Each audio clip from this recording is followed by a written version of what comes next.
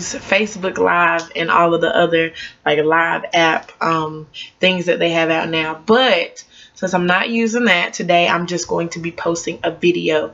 And this video is about the need to get rid of and discover our trauma. I know for a lot of people, when we go through certain events that hurt us and scar us, we build up this wall. And then we put all of that hurt behind the wall.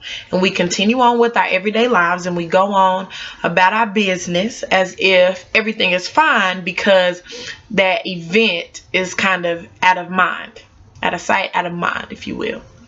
Now, that being the case, the trauma is still there. Just because you've pushed it to the side and you swept it under that rug or put it behind that wall that you've built, that doesn't mean that all of the implications and everything that comes with that trauma is not still within you. Okay. So with organizations like Guiding Light, the reason why these things are important is because we really have to take account for those things that have actually hurt us, and we got to face them. We got to deal with them, and we got to make sure that these things are gone, that they don't have mal effects on us. And by mal effects, I mean they don't cause us to do something crazy that we don't understand why we did what we did, all because we have issues that we haven't dealt with. And I can give you a perfect example. Just earlier this year, after having given God my yes, serving God, doing what he wants me to do, loving on him, I actually cussed out a girl in one of the practices of my organization. Now you ask, okay, first of all, you a Christian, but you cussing somebody out. Yeah, I asked myself the very same thing. How you a Christian, but you cussing somebody out? I went home and I cried so hard that day, and I was so confused, like what happened? Now, all of my life, I've been a fighter. Now, I will fight you. I won't fight you now. Definitely won't fight you now. But I would fight, but I never cussed anyone out in my whole life, ever. If it got to the point where I was ready to throw blows, I'm straight up articulating what I got to say, because I need you to know that the next thing that's about to happen is me and you toe to toe. Never cussed anybody out. But in this practice, I cussed this young lady out in the midst of our scruffles, in the midst of our, in the midst of practice. And I'm the leader of this practice, mind you. So I'm here and I'm leading this group of people, and I act totally out of character. Totally out of character. And many of these people in the organization are just new. They're just being added. So they're looking at me like, oh, she a hypocrite. Oh, she talking about how much she loved God and how much and whatever else, and God, and for God I live and for God I die, but you cussing people out. So in the situation, God allowed me to review the situation, and he showed me why I had to go through that. Because of trauma.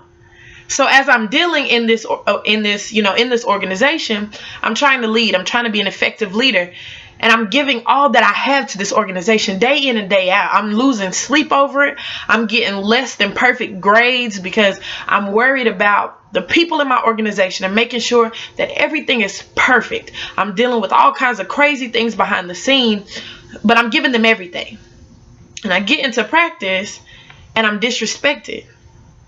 And not only am I disrespected, but I'm told that, my position means nothing, which I'm the head director, so my position means something, but that's not the point. The point is, I was told in that moment that although you've given me, this is what I heard, this is what I internalized in my mind that I didn't know until God revealed it to me and played it back for me. Everything that you've done for me, even though you've given your all, so what? I'm still going to do what I want to do. And you don't really matter. And when you've gone through a full lifetime of giving everything that you have to people, and then people trampling all over you and stomping on all your good intentions and all your hard work, and you never deal with that, then you have that trauma set there.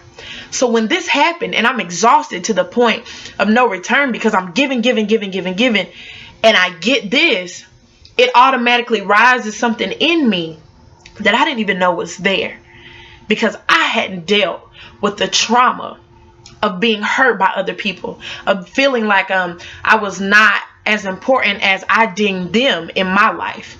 All of that from one situation led me to go all the way there and become a whole new person that I didn't even recognize myself. Like, what just happened? This is so not like you.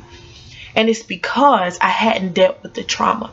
So whatever is going on in your life, the things that have hurt you, those things that you try to sweep under the rug because you're trying to be big about it, you're trying to be bad about it, like, I got it, I'm good, whatever.